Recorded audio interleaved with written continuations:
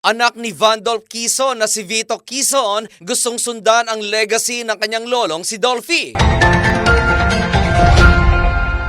Pinasok na rin ng anak ni Vandolph Quezon na si Vito Quezon ang pag-showbiz. Kahapon ay isa siya sa mga baguhang talent ng Viva Artist Agency na ipinakilala sa mga movie press at sa mga vloggers sa pamamagitan ng isang press conference. Sa interview ng The News Watch kay Vito, sinabi nito na masarap sa pakiramdam na nakabalik na ulit siya sa showbiz. It's good to be back.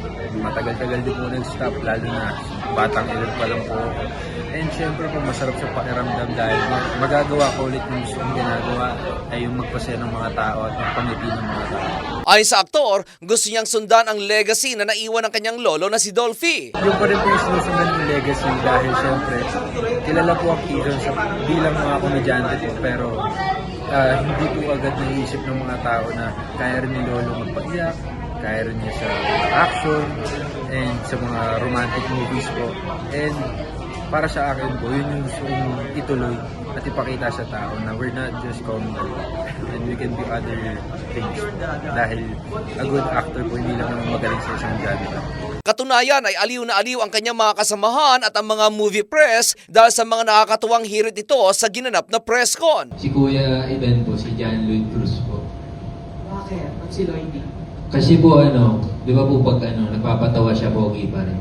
Dapat ganun dapat po. Para si Vandolph din, para yung pato. Opo, cute. Cute talaga, hindi ko. Full Support naman ang mga magulang ni Vito sa kanyang desisyon na pasukin na ang showbiz. I'm a proud dad. We're proud parents kami ni Jen. Because nagagawa niya yung passion ng family. At the same time, sabi ko lang sa kanya, continue doing your schoolwork.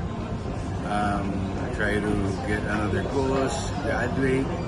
And itong showbiz, para siya. Mukha namang may sense of humor din anak ko eh. Sabi ko, ang pinaka-dream ko, malampasan mo. Be better than me. Pabor na pabor din si Vandolph na sundan ni Vito ang legacy ng kanyang ama na si Dolphy, ngunit may paalaala ito. Mahirap maging Dolphy Pwede mo sundan, pero wag lang yung dami namin kasi si Erpat lang nakagawa nun. Samantala, sinagot din ni Vito ang paalala sa kanya ng kanyang ama. Wala ko sa utak ko po yun. Tsaka hindi po mayaman.